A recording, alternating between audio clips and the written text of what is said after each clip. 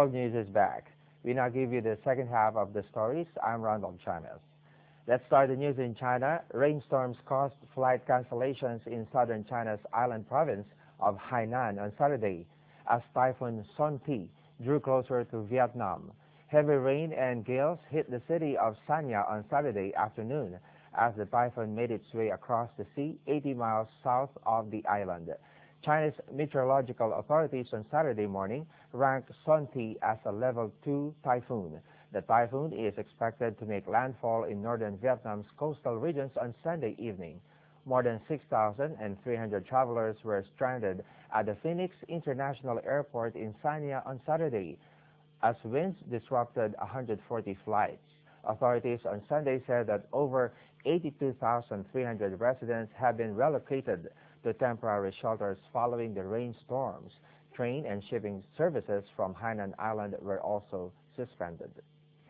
Moving on, we head to Brazil. The cable car that connects Rio de Janeiro's famed Sugarloaf Peak and its neighboring hill turned 100 years old on Saturday with a massive birthday cake. Since its inauguration in 1912, the Bondinho has become one of Brazil's main postcards and receives millions of visitors from around the globe every year. The original wooden cable car, designed by engineer Augusto Ferreira Ramos, his idea was widely mocked by most people at the time, and convincing businessmen to invest in his project was not a simple task. The two cables which connect the ground station at the Praia Vermelha beach to the Morro da Ucra and to the Sugarloaf are about 1,000 meters long. Some 1.5 million people have visited the tourist attraction this year, according to the Sugarloaf administration, and half of them were foreigners. Turning now to France for sports news. In tennis, on Saturday, Argentine Del Potro overpowered Frenchman Richard Gasquet 6-2, 6-2 to reach his fifth final of the year, while world number 1 Federer met more resistance before beating Paul Henry Matthew 25, 6-4. Federer did not have to face one break point against Francis Matthew, converting 2 of the 4 that came his way to ease into the final of his hometown, where he will be looking for a 6th title on Sunday.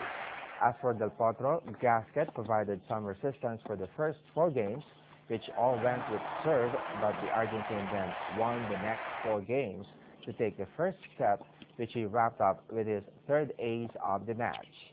Both players lost their opening serve in the second set. That run of victories saw Del Potro win the Vienna Open last week, but the former U.S. Open champion admitted it will be tough to make it 2 titles in a row against a player like Federer. Overall, Federer has won 13 out of 15 meetings with Del Potro, whose only wins over the Swiss were at the U.S. Open final in 2009 and at the World Tour finals in the same year.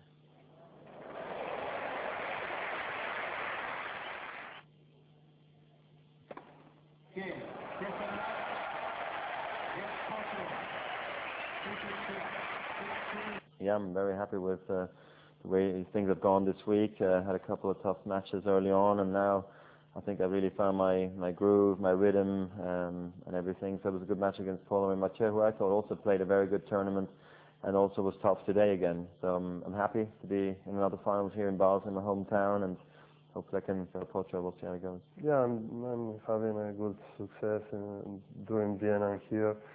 I'm looking forward for tomorrow, trying to win my 2nd straight title. So it's going to be difficult, but I will try. And some more updates at the ongoing tennis event in Turkey. Serena Williams sealed her place in the final of the WTA Championships after beating Agnieszka Radwanska 6-2, 6-1 on Saturday. The world number 3 broke the Pole's serve 6 times as the American won the match in 61 minutes. Radwanska, the world number 4, beat Italy's Sara Errani 6-7, 7-5, 6-4 in 3 hours and 29 minutes. The longest match in the tournament's history on Friday, and looked fatigued throughout.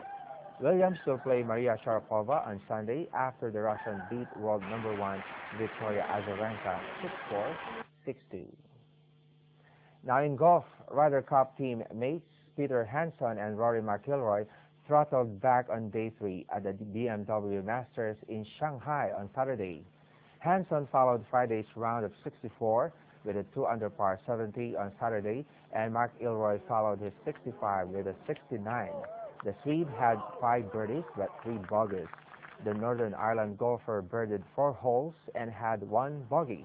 Hanson remains ahead by 1 stroke on 200. McIlroy on 201, and South Africa's George Coetzee shot a 66 to put up the 3rd place with 203. Hanson goes into the final day knowing that world number 1 is the perfect position to seize the trophy. Behind them came a group of 6, having gone round in 68 or 69. Michael Hoey, Luke Donald, and Justin Rose of Great Britain, Alexander Noren of Sweden, Shane Lowry of Ireland, and Charles Schwartzel of South Africa, all on 205. Robert Karlsson of Sweden had been 3rd overnight, but he scored a 75 with 6 bogeys on Saturday to drop him down the order on 210. For our final story, let's learn some amusing facts. How to keep cool from the very lowly dung beetle. Scientists in Sweden have discovered that dung beetles not only feed on excrement produced by other animals, they use it to keep cool as well. Using thermal imaging cameras, the researchers found that beetles were significantly cooler when standing on their dung balls, a finding that suggests a previously undiscovered survival mechanism. Let's take a closer look. Ground temperatures in South Africa, the dung beetle's natural habitat, are amongst the highest on Earth.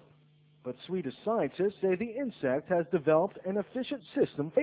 They say they observed that the beetle spent the hottest part in a ball of dung. Using infrared camera vision, the researchers found that when a beetle climbed on top of its dung ball, its temperature dropped dramatically within 10 seconds. The moist ball stayed cool through evaporative cooling, much like an air conditioner. To further test their theory, the scientists set up 2 arenas, one in a shaded area and the other in direct sunlight. They found that the beetles in direct sunlight climbed on their balls 7 times more often than their shaded counterparts. The researchers also painted silicone boots on the feet and legs of some of the beetles. Those sporting the boots climbed on their balls less often. And when the temperature was at its peak, the beetles would wipe their faces. They are now conducting further experiments to see if the beetles are using regurgitated liquid to keep them cool as well. The researchers think that for a dung beetle, a combination of feces and vomit might just be the perfect recipe for staying cool under the desert sun. And that completes our stories for today's World News. Local news coming up next. Thanks for the company.